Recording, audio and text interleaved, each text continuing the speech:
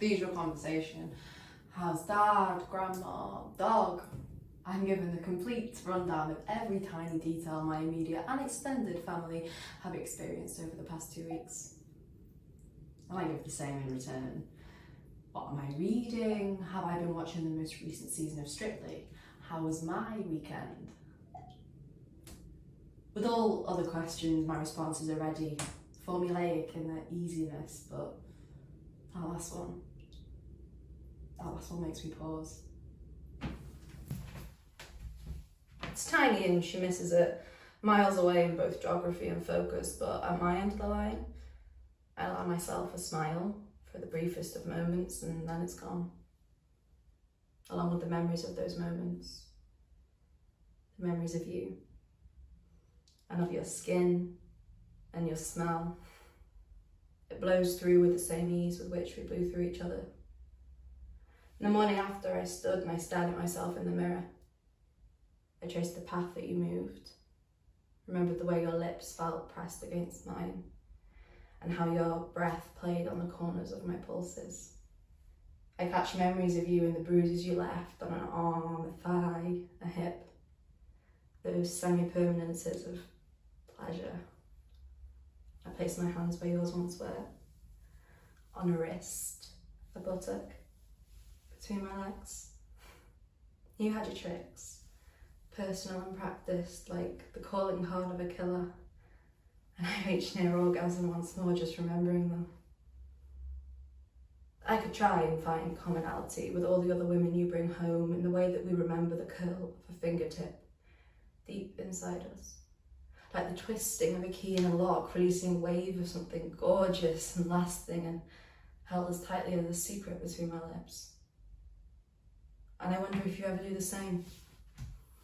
Trace the path I walked across you, and if, when you do, you feel not just my hands, but the hands of every other person who's ever touched you the way I did.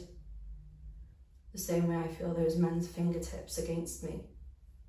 A legacy of undressing, and the silent pressure of 100 hands against my body.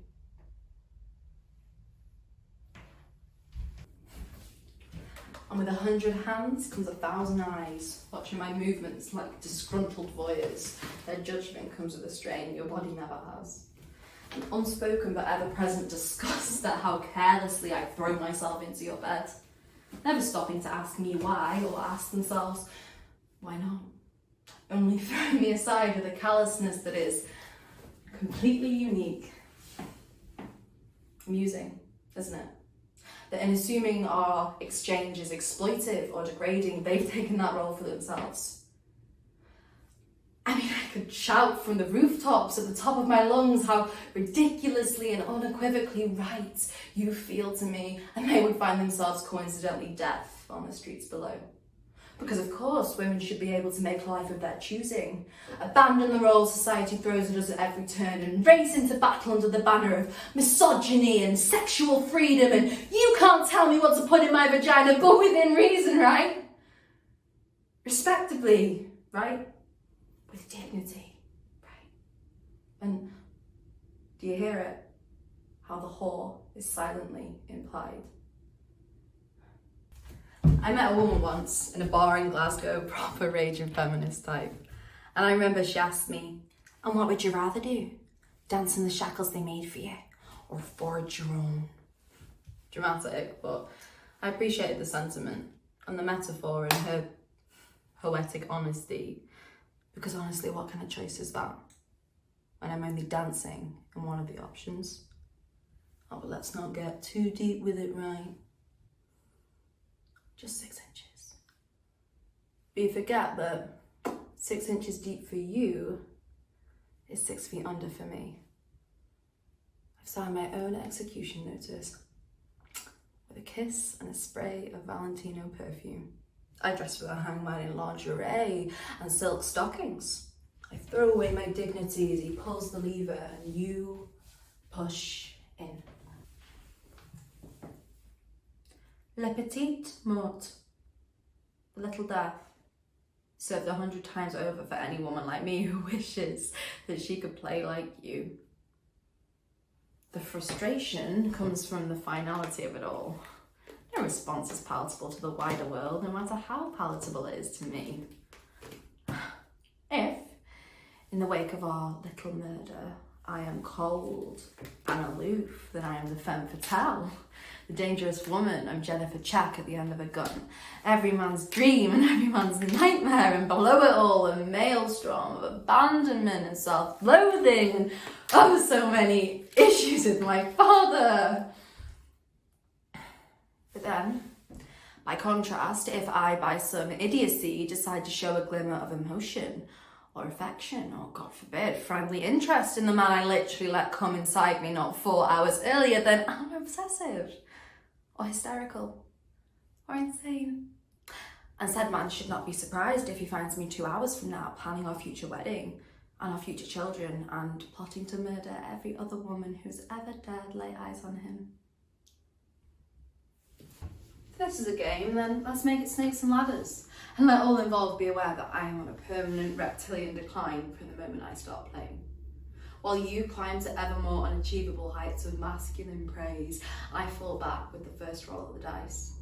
And then I'm demonised for falling, so I fall further, when all I've ever really wanted to do is play by the same rules.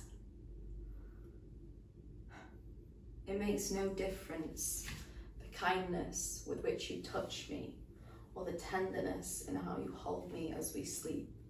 Your breath as even and as deep as the rolling tide against my shoulder. They will never know whose hand held whose throat in utter ecstasy, yet somehow the noose always finds its way around my neck. You are expected, supported even, in your mourning ambivalence, whilst I should remain lifeless and desolate, a corpse in my own making. And not one that can be surprised or upset by the grave I find myself in, because to all of those looking in, I dug it myself. Don't mind the loose dirt cake round there, fingertips.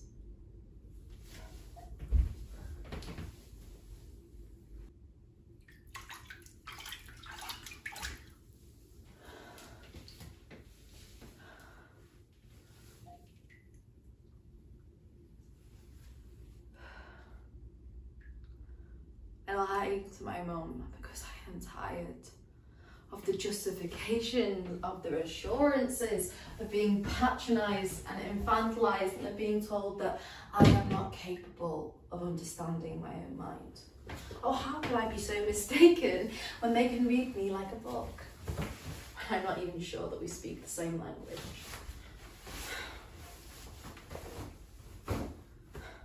I hide it because to explain it would be too great a task. The casual nature of our affair is incomprehensible to all those looking in.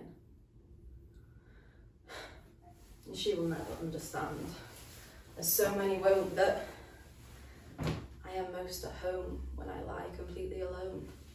Forget first dates and final fucks and dinners and drinks that lie in between. You don't leave me on my own. I let you go.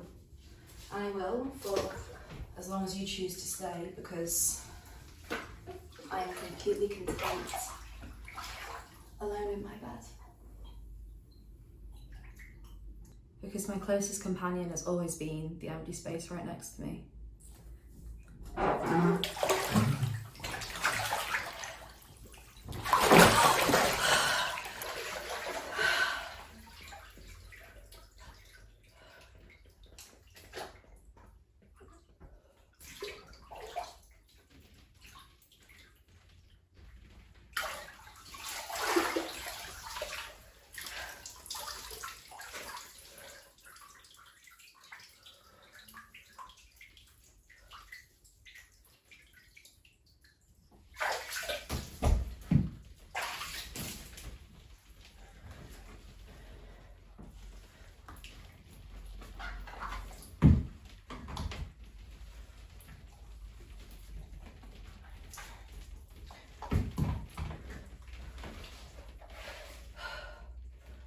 So that's your question, Mum.